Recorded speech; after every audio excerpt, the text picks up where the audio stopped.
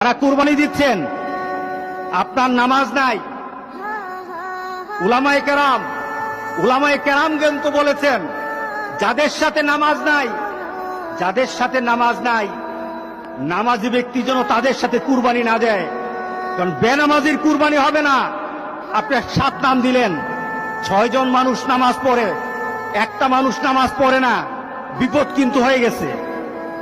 কিন্তু হয়ে গেছে। কারণ 6 ব্যক্তির অংশটা কিন্তু আরেকজনের সাথে সংযুক্ত হয়ে আছে।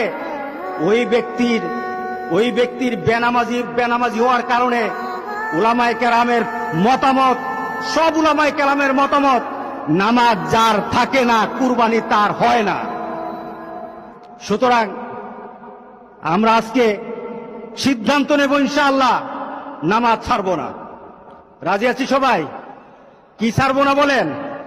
নামাজ